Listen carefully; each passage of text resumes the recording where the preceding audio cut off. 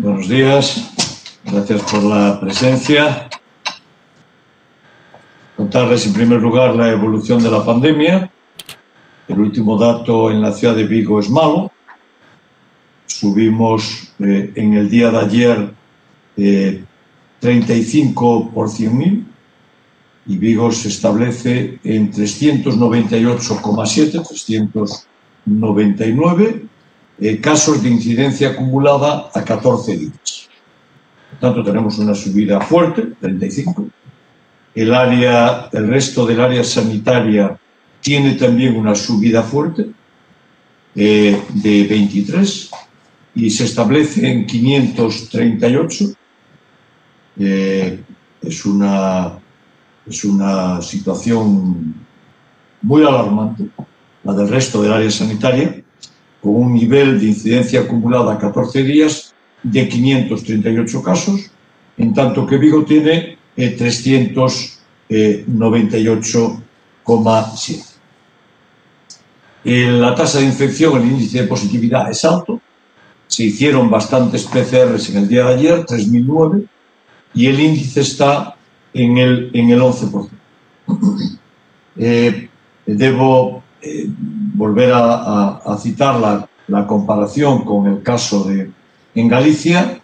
La incidencia acumulada a 14 días está en 587, está más alto que el resto del área sanitaria de Vigo, que está en 538, y mucho más alto que la ciudad de Vigo, que está en 398. Vigo no llega a 400, Galicia está en 587, por tanto 190 por encima de Vigo. Y España está en 794. Debo decir que este dato que yo conceptúo malo en la ciudad, el de ayer, conviene también ponerlo en comparación con la evolución de la pandemia en el resto de las ciudades de Galicia. En Vigo, por tanto, tuvimos una subida de 35, en Coruña subieron 49, en Santiago subieron 26, en Lugo 29, es la vez que en todos los datos que tenemos de Lugo es el más alto nivel de incremento que tuvieron. En Ourense subieron 37, en Pontevedra una subida muy fuerte, 45, 44,7, y en Ferrol 14, 13,8. Y por tanto, Vigo continúa en un nivel de incremento de los casos activos por debajo de las ciudades más afectadas, como Coruña o como Ourense, y en este caso por debajo de Pontevedra, que es una ciudad menos afectada que la de Vigo. Por darle los datos en los que se encuentra cada uno, en Vigo les decía 398,7, 399, Coruña 669, Coruña se va aproximando, para ser exactos, 669,8, por tanto 670, se va aproximando a los 700. Santiago 662, Santiago y Coruña están en un nivel alto muy parecido, de cerca de 670. Lugo 221, Ourense 701. De las ciudades es la que tiene un nivel de incidencia acumulada más elevado de toda Galicia. Pontevedra sube a 351 y por tanto se empieza a aproximar a Vigo, y después Ferrol está por encima de los 500 en 510. Y en consecuencia nuestra nueva advertencia de necesidad de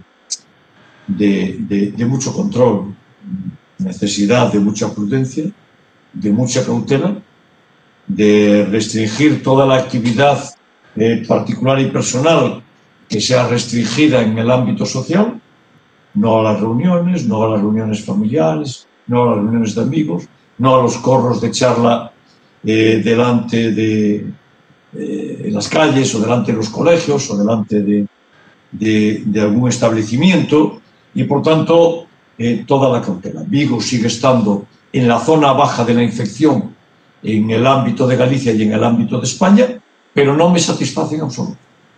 Y no me gusta nada la subida importante que tuvimos hoy. Es cierto que muy por debajo de otras que hubo en otras ciudades de Galicia, ¿verdad? Que siempre es bueno tener un elemento de comparación. De Coruña empeoró mucho más, Orense empeoró mucho más, y por tanto, y hasta Pontevedra, ¿no?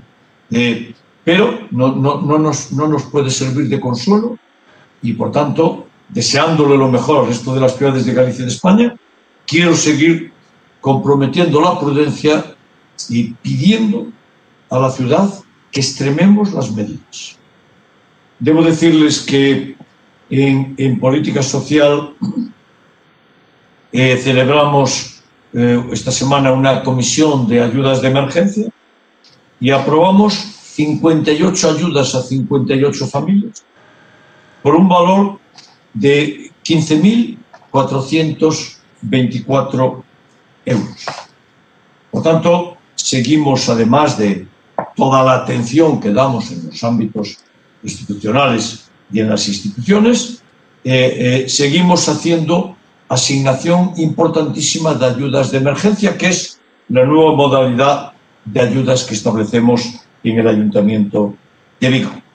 Tenemos acogidas a 117 personas sin hogar, 117 personas sin techo. En el albergue municipal una persona más, tenemos 38. En la Fundación Santa Cruz 12. Y en hostales y en hoteles 67 personas. Y vuelvo a repetir, nadie en Vigo duerme en la calle contra su voluntad. Si quieren un alojamiento, se lo proporcionamos inmediatamente, un hostal, un hotel, y por tanto acomodo, y les proporcionamos comida y les proporcionamos caliente, y incluso los que duermen en la calle saben que hacemos un seguimiento muy continuo a través de la unidad de calle del albergue, y la policía mantiene atención para que no suceda nada con estas personas que decidieron voluntariamente dormir en la calle. Bueno, tuve una reunión con el presidente de la autoridad portuaria, con el presidente del puerto, con el señor Vázquez Almuiña, bueno, como todas las reuniones que hacemos y que llevamos, ¿no? Pues cordial, de intercambio de opiniones. Yo le hice llegar en primer lugar nuestra oposición total a ningún relleno en esta ciudad. Esto es categóricamente inamovible. Y de hecho nuestro informe a medio ambiente ya está elaborado y nos oponemos frontalmente a cualquier relleno en el conjunto de la ría de Vigo. Los rellenos en la ría de Vigo se acabaron para siempre. Incluso se lo dije en ese proyecto del Solpor de la zona de Bouzas, ocupa mar y por tanto no. Yo no quiero ninguna actividad ya que ocupe el mar. Y de ningún modo ningún relleno. Saben ustedes que nosotros podemos considerar el transformar una escollera en atraque, porque el relleno ya está hecho. O sea, el relleno ya es haber llegado hasta la escollera y por tanto nosotros consideramos la posibilidad de nuevos atraques sin un solo metro cuadrado de relleno. ¿Verdad? Es transformar una escollera en un atraque. El relleno ya está hecho, en Bouzas ya se hizo. Y en consecuencia, transmití como primera posición del Ayuntamiento de Vigo nuestro rechazo total y absoluto a cualquier relleno. En segundo lugar, bueno, le singularicé, ya lo conoce porque tiene el informe, nuestras alegaciones y lo que planteamos sobre el plan de usos. Y el plan de usos del puerto de Vigo, el que en este momento está en tramitación, va en la relación puerto-ciudad en la dirección contraria. No solo no cede y desafecta espacios que tiene que utilizar la ciudad, sino que recupera espacios que estaban desafectados. Y zonas que estaban en el ámbito de interacción puerto-ciudad son incorporadas a algo que el puerto llama usos mixtos, en suma, que van a ser utilizados para espacios portuarios. Por tanto, yo le transmito mi oposición a eso también. Es decir, quiero que el plan de usos del puerto de Vigo sea respetuoso con las zonas de confluencia de la ciudad. Y, por tanto, en la zona de Bouzas no queremos que el puerto ocupe zonas que en este momento ocupa la ciudad. Por ejemplo, las zonas la zona de los mercadillos. ¿Esa zona la declaran de uso mixto? Pues no. Queremos articular bien toda la avenida de Beiramar y el túnel de Beiramar. Se tiene que hacer un túnel en Beiramar. ¿Para qué? Para que la ciudad gane el espacio de la actual carretera de Beiramar para acercarnos al mar. Creo que en la zona del muelle transatlántico es preciso también establecer la zona de interacción puerto-ciudad, y el plan actual lo que hace es retirar la ciudad hacia atrás, ¿verdad?, en esa zona de confluencia. Y después también le transmití que nosotros ofrecemos en este momento diálogo sobre el plan de usos y sobre el eventual plan especial del puerto, que necesita del voto del ayuntamiento, condición sine qua non, y con este plan de usos no lo van a tener. Este plan de usos no se adecúa a la visión que la ciudad tiene sobre los espacios de contacto de puerto-ciudad, y lo que le oferto es el diálogo para hacer un plan de usos acorde con la ciudad y con el puerto, y poder después hacer un plan especial del puerto que atienda a las necesidades del puerto, pero también a las necesidades de la ciudad. En el ámbito portuario, en la zona portuaria en sentido estricto, yo le ofrezco mi cooperación para utilizar más eficientemente los espacios del puerto, para hablar con Adif y con Zona Franca en los convenios que ya tenemos, protocolos que ya tenemos firmados, y permitir que zonas actuales que tiene Adif sean utilizados por el puerto. Pongo por caso, delante de la zona del paseo de García Barbón, en el tramo final, pues ahí se puede cubrir un espacio que tiene Adif y lo puede utilizar el puerto por debajo del cubrimiento, y lo puede utilizar la ciudad en el espacio cubierto, ¿verdad? Por tanto, yo le transmití que hay modalidades, y al tiempo también pues le volví a reiterar mi oposición frontal al ferrocarril rompiendo la ciudad. Total y absoluta. Creo que fue una pésima decisión ni siquiera plantearlo, porque se opone la ciudad y se opone Citroën. Y por tanto, ¿para qué meter el tren en Bouzas si quien utiliza y quien exporta desde Bouzas no lo quiere? Al revés, le fui diciendo que en Bouzas el meter el tren allí significa detraer espacio de automóviles. Le hice la propuesta de que construyeran más silos en la zona de Bouzas y, por tanto, multiplicar el espacio por 4. Si hay 100 metros cuadrados y pones un silo, le sumas 300 metros cuadrados si tiene 3 alturas como la actual.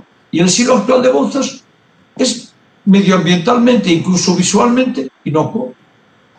Por tanto, hay mecanismos de ampliar el puerto para la que yo ofrezco mi cooperación, redistribuyendo el propio puerto sin ningún relleno y sin ocupar la ciudad. Y esto es fundamentalmente lo que le planteo.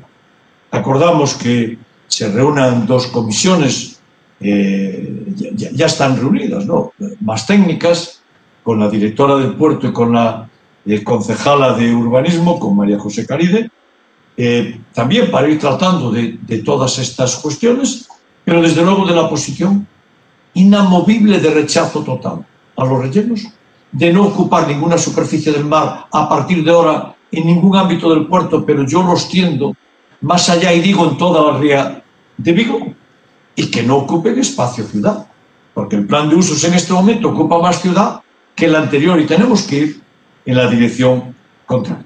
Y vuelvo a repetir, mi cooperación, porque entiendo muy bien el puerto, porque lo conozco muy bien, porque fui presidente del puerto, porque fui ministro de Transportes, fui ministro de la Marina Mercante, y yo mismo soy marino mercante en mi primera carrera, y por tanto entiendo y creo entender humildemente la forma en la que el puerto de Vigo debe ir, y yo para eso ofrezco la cooperación. El puerto es un factor económico importantísimo, porque da salida a todo el valor añadido del ámbito de la economía del Gran Vigo, de todo el sur de Galicia. Y por tanto, tiene mi cooperación para esa función. Pero hay modelos que plantean que se puede hacer todo sin un solo metro cuadrado de relleno, que no va a haber, y ni siquiera vamos a discutir de eso. Nada que tenga que ver con relleno va a ser tratado por este pueblo. La oposición es total. Ahora, ¿necesitamos nuevos atraques en Bouzas? Correcto. Hay una zona donde hay una escollera, pues levantamos en la parte de la escollera un atraque sin ocupar un solo metro cuadrado de mar. Y por tanto, en esa dirección, pues tenemos que ir. Bueno, insisto en que fue una reunión en tono cordial, así seguiremos. Yo quiero incidir mucho en que tenemos que ir preparando ya también el túnel de Beiramar y tenemos que ir buscando financiadores, y veo para la Xunta de Galicia, porque el túnel de Beiramar es un factor central en el desarrollo del puerto y de la ciudad. Y claro que al puerto hay que darle servicio. Yo le planteaba al presidente del puerto que la ciudad, cuando llegan grandes piezas para embarcar, corta media ciudad al tráfico por la noche para meter las grandes piezas. Casi nadie lo sabe, pero cambiamos semáforos por la noche, los giramos para que puedan pasar las grandes piezas. ¿Se dan ustedes cuenta que la poda de algunos árboles está pensado también en dejar espacio vacío? ¿Por qué? Porque entran unas piezas colosales y entran por el medio de la ciudad. Y nuestra cooperación total. Fíjense, ni siquiera le cobramos a la empresa que hace ese transporte el coste real que tiene. Y claro, por el camino, pues destrozaron una parte de las avenidas con camiones de 110 toneladas. Bueno, pues ahora, como ya se está construyendo y el puerto por fin entendió que eran ellos los que lo tenían que hacer, pues seguiremos haciendo esos grandes transportes, pero tienen toda nuestra cooperación en tantos y tantos aspectos. Pero decía, el túnel de Beiramar que se tiene que hacer, y pronto pediremos la ampliación de la concesión de los actuales túneles. Creo que le quedan unos 4 años de duración a la concesión. Y saben que pagamos un canon. Yo creo que no es justo, pero la justicia decidió que sí y pagamos un canon. Y nosotros le dejamos pasar gratis el transporte del puerto, pero el de la ciudad tiene que pagar. Bueno, pues lo aceptamos. Tampoco vamos a discutir por eso.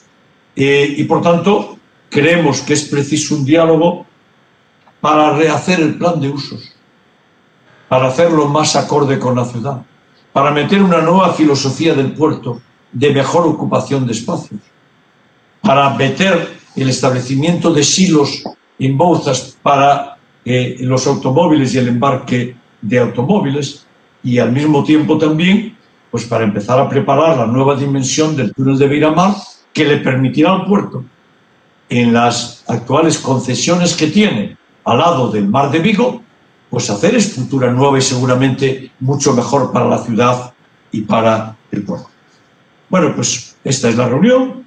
Vamos a ver cuáles son los resultados, pero desde luego mi mano tendida para la cooperación fue expresa y aquí planteo en qué temas y de qué formas. Y también planteo en cuáles no va a haber acuerdo, porque nos vamos a oponer completamente a cualquier relleno. Y quiero ser en esto categórico. Categórico. Se acabaron los rellenos en la ría de Vigo, en el puerto y en el no puerto. Se acabaron los rellenos para siempre. Bueno, adicionalmente debo decirles que ayer tuvimos una conferencia sectorial del Plan de Recuperación, Transformación y Resiliencia. La conferencia fue presidida por la ministra de Hacienda, con María Jesús Montero. Es la primera vez que la FEN acude a una reunión de estas características. Les comentaba que esto fue la continuación de la reunión que tuvimos, a la que yo asistí, con la presidenta de Europa, con el presidente del Gobierno de España, con los presidentes y presidentas de las comunidades autónomas. Y la conferencia fue muy interesante. Muy interesante. Primero, yo planteé la participación de la FEN y, por tanto, de las corporaciones locales, por tanto, de los ayuntamientos y de las diputaciones en esta conferencia, en todos los órganos de la conferencia sectorial.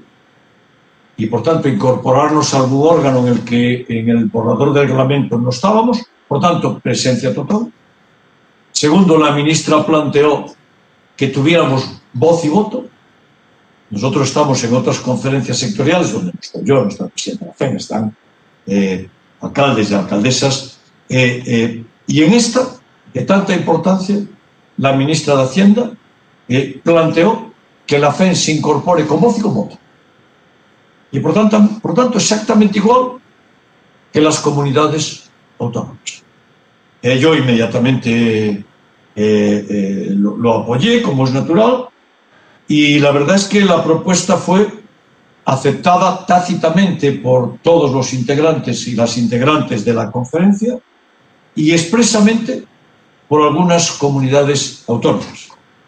Y yo debo decir que una de las comunidades autónomas que lo planteó expresamente el apoyo a que la FEN, a través de su presidente, estuviera en esta conferencia de recuperación con voz y con voto, fue Galicia. Fue el consejero de Economía de Galicia, de Hacienda de Galicia, ¿verdad? Yo se lo agradecí públicamente porque, bueno, además el consejero de Hacienda fue alumno mío y por tanto yo lo agradecí con un exalumno, agradezca la propuesta de su anterior profesor, lo planteó y lo apoyó públicamente también Murcia y lo apoyó públicamente de Asturias, lo apoyaron públicamente algunas comunidades autónomas y el resto de forma tácita, porque no hubo ninguna oposición. Adicionalmente, yo les planteé ayer que las corporaciones locales, los ayuntamientos y las diputaciones estamos en este momento en un proceso de elaboración muy avanzado de grandes proyectos de transformación. Grandes proyectos transformadores. Y Vigo se cuadra a la cabeza. Vigo en esa línea. Proyectos transformadores de la forma de entender las ciudades y los municipios de España. Porque estamos en un tiempo nuevo. Y si la Comisión nos trasladó las prioridades de lo verde, de las ciudades habitables y de la digitalización, en esos sistemas tecnológicos nos encuadramos. Y Vigo de forma intensa. Vigo de forma intensa. Por tanto, como presidente de la FEN, yo planteé que todas las corporaciones locales estamos ya en esto y que garantizamos algunas cosas. Garantizamos la eficiencia y la eficacia. Garantizamos la rapidez de la ejecución, que es muy importante, porque la ejecución se tiene que realizar en los próximos 3 años, porque hay que recuperar la economía y hay que hacer de tractor de la economía, y nosotros eso lo sabemos hacer muy bien. Somos muy ágiles, tenemos mucha capacidad de hacerlo, somos eficientes. Y adicionalmente, pues claro, tenemos proyectos de transformación de ciudades en la línea que marca la Comisión. Y además, con proyectos transformadores en nuestras propias ordenanzas de fondo. De fondo, ¿verdad? Las rampas en Vigo son un nuevo modo de movilidad sostenible. Y por tanto, ya es una forma de transformar en la manera de entender ciudades de orografía adversa. Pues es un modelo que está encima de la mesa y que así planteamos. Y adicionalmente, yo reconocí la ingente tarea y el gran trabajo del Gobierno de España y de la ministra de Hacienda, y en un tiempo récord, porque en muy poquito tiempo, ¿verdad?, en escasamente 6 meses, se fue capaz de lanzar unos fondos ingentes de apoyo europeo, el REACT-EU y el Next Generation EU, desde Europa, que la primera idea que se lanzó fue el presidente del Gobierno de España cuando habló de un nuevo plan Marshall, era esto. Y se fue capaz de lanzar en Europa, de asimilar y de dotar. El Gobierno de España en un tiempo récord.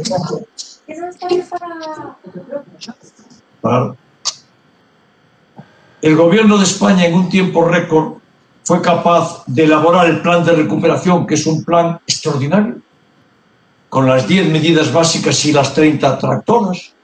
En ese tiempo ya hay avances en muchas comisiones sectoriales sobre desarrollos sectoriales concretos, pues en el ámbito de política social, por ejemplo, ya se reunió la comisión sectorial, ya empezaron el debate, pero adicionalmente el gobierno de España fue ágil y valiente y tomó una gran decisión, adelanta 27.000 millones de euros en los presupuestos.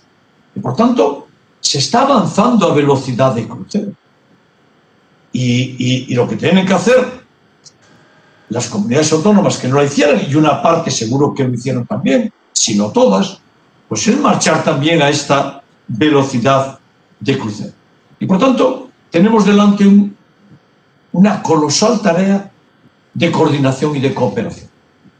Y ahora ya nos coordinamos y cooperamos todas las instituciones que conformamos la arquitectura constitucional de España.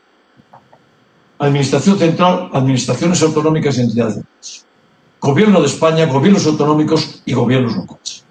Y esto es un gran avance en España. Un gran avance. Yo les transmití la voluntad política de la FEM de coordinar y de cooperar. Y también solicito generosidad política de todos para entendernos. Porque tenemos que ser capaces de utilizar 140.000 millones de euros para hacer una gran transformación de España. 70 y tantos mil millones, 72.000 a fondo perdido, y otros a través de créditos muy fácilmente implementables y con larguísimos tiempos de devolución. Y eso requiere de acción política, y requiere de generosidad política, y requiere de entendimiento político. Y eso es lo que en nombre de la FEM quiero trasladar. Y después, en nombre de mi ciudad, en nombre de Vigo, pues que nosotros estamos desarrollando proyectos verdes, proyectos de agenda urbana, proyectos de movilidad, proyectos sociales, proyectos empresariales, desde Zona Franca y como ayuntamiento grandes movilizaciones, como por ejemplo en la planta de hidrógeno verde en la ciudad y algunas otras que ustedes irán conociendo en los próximos tiempos, y por tanto en este ayuntamiento una movilización activa y masiva. Porque creemos que son los tiempos de actuar de esa forma. Y la mano tendría de los ayuntamientos, y la mía personalmente como presidente de la FEM y como alcalde de Vigo, está. Y tenemos que tratar esto con generosidad. Generosidad. Después, creo que es buena la lealtad. Creo que es buena la lealtad. El React-EU es un fondo europeo que está asignando ingentes recursos a España y a través del gobierno de España a las comunidades autónomas. Yo creo que es bueno que cada vez que una comunidad autónoma presente algo, diga que los fondos son de España y de Europa. Porque ayer el presidente de la Xunta nos anunciaba un plan de acción de, creo recordar, no sé si 25 o 50 millones de euros, ¿verdad? Pero yo no lo oí decir que venían del React-EU, por tanto de España y de Europa. Pues vienen de ahí. Todos los fondos de hostelería de la Xunta vienen de ahí. Y este año las comunidades autónomas, no los ayuntamientos, sí las comunidades autónomas van a recibir 8.000 millones del React-EU. Y es bueno que lo hagamos explícito. Es bueno que cuando se diga para la hostelería de Vigo hay tanta ayuda, que se diga viene de Europa. Porque se lo debemos a Europa. Europa somos todos. Nos lo debemos a Europa. Y yo creo que la lealtad es muy importante. Y en este momento, más que nunca. Por tanto, entramos en una nueva etapa de la arquitectura constitucional de España, en la que los ayuntamientos, a través de la FEM y a través de su presidente, nos incorporamos con voz y voto a las comisiones intersectoriales, las comisiones sectoriales, y específicamente a la más importante, a la conferencia sectorial del Plan de Recuperación, Transformación y Resiliencia. Bueno, esta tarde voy a hacer una visita al pabellón de la ETEA, porque instalamos en la ETEA un practicable para gimnasia acrobática. Bueno, ¿qué es un practicable? Un practicable es un suelo que tiene como 30 centímetros de alto, es un suelo, digamos, para decirlo de forma que nos entendamos, como si tuviera muelles, ¿verdad? Es una especie de colchón, para poder practicar gimnasia acrobática. La gimnasia acrobática requiere de ese suelo blando, y el practicable es un instrumento muy caro. Y compramos uno. Costó 51.425 euros.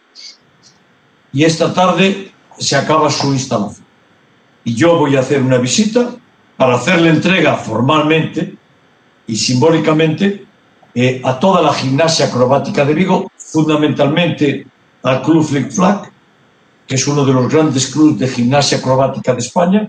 Tiene 400 deportistas, porque fundamentalmente son chicas de altísimo nivel, y por tanto incorporamos ese nuevo practicable. Hay otro antiguo que también es nuestro, y por tanto tendremos uno antiguo y uno nuevo. Y esto les permitirá practicar la gimnasia acrobática al más alto nivel de Europa.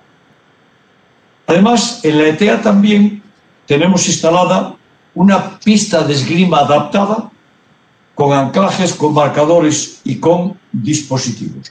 La esgrima adaptada, saben ustedes que se hace esgrima en silla de ruedas, y es necesario una instalación especial. La compramos, la tenemos instalada, costó 9.124 euros y está disponible, ¿verdad?, para todas aquellas atletas y aquellos atletas que desde una silla de ruedas tengan que practicar esta actividad deportiva tan importante. Bueno, debo decirle por último que la borrasca Hortensia esta noche fue fuerte. Todavía tengo en la memoria la anterior Hortensia.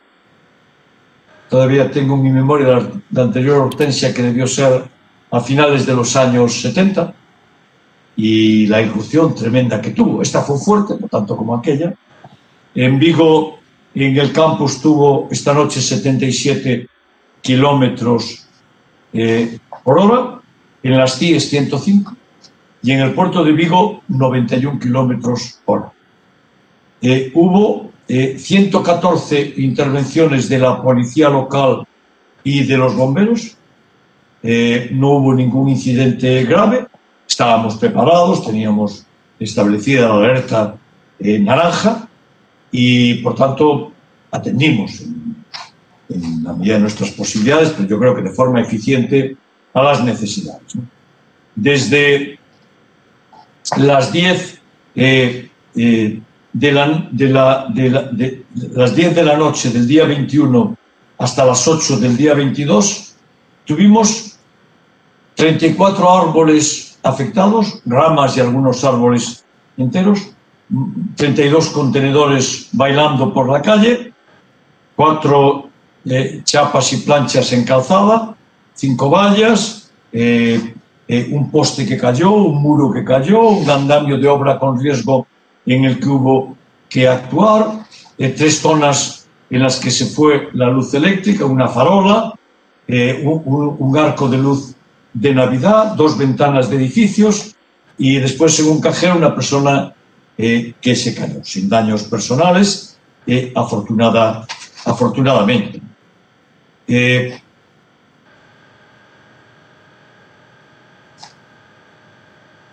Esto es lo que se llama un aviso de los electricistas, esta interrupción momentánea.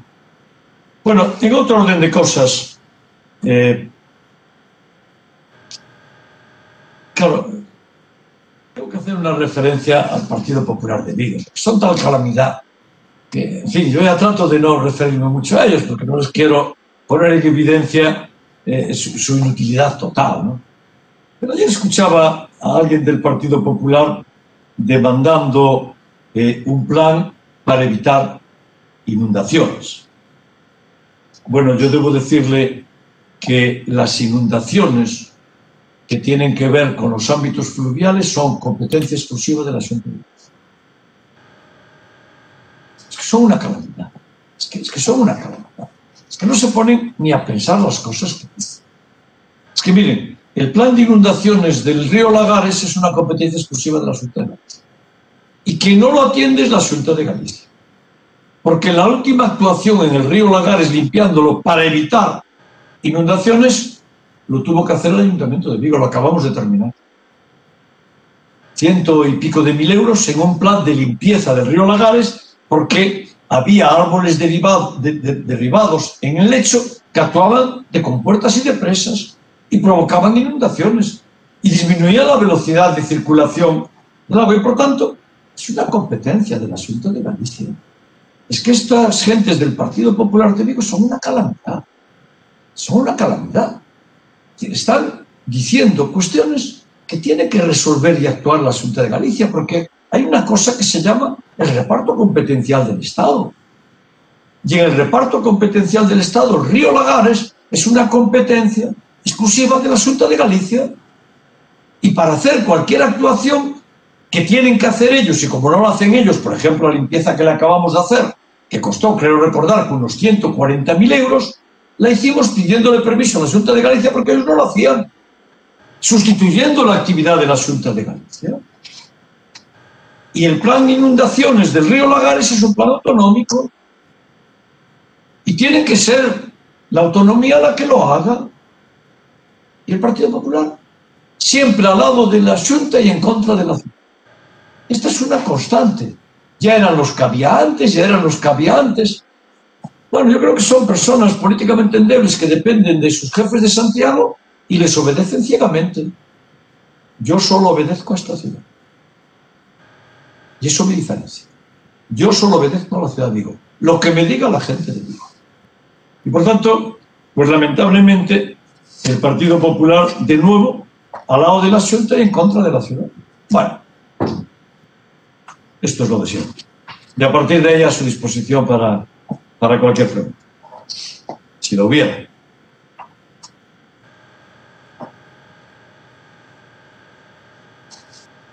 Sí, alcalde, yo le quisiera preguntar a cuenta de las cifras de contagios, el ascenso que parece que genera el Fondo Galicia, aunque usted siempre se encarga de un poco de hacer el contraste de las situaciones con otras ciudades, con el resto del área. En todo caso... Por favor, empieza de nuevo y habla un poquito más despacio. Vale, con independencia de... Sí, o sea, teniendo en cuenta el empeoramiento de los datos, aunque siempre usted recalca y hace comparaciones con el resto del área y con otras ciudades de Galicia, sí es verdad que cada vez más sobre todo más profesionales médicos que otras áreas, sobre todo especialmente en Coruña, incluso algún alcalde hace la recomendación del autoconfinamiento, ya que no existe esa figura por las restricciones o por las limitaciones del estado de alarma actual.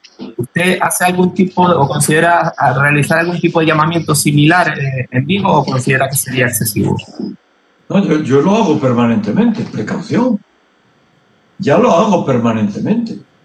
Yo hago permanentemente la recomendación de la precaución, de tener el cuidado, de no hacer reuniones, de no estar en corrillos en las entradas y salidas del colegio, papás, mamás charlando, de cuando sales a la calle, pues salir con el número limitado de personas y, por tanto, yo hago la recomendación continua de prudencia, continua. No hay una rueda de prensa en la que no lo diga.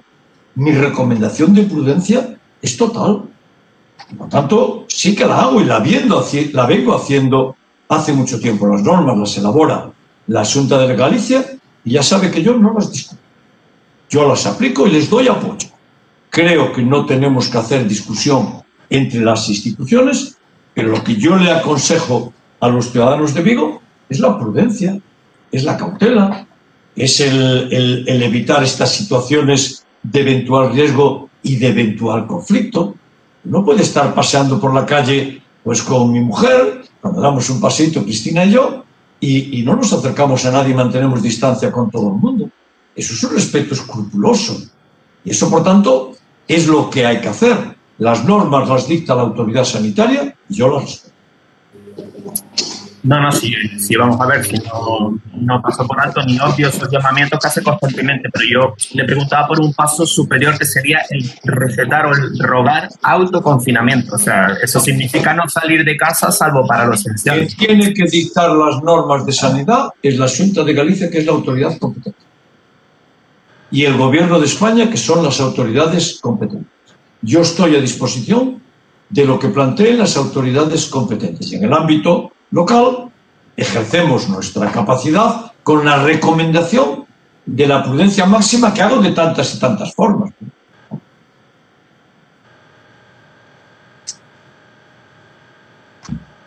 ¿Más cuestiones? Bueno, buen fin de semana, con precaución, COVID total.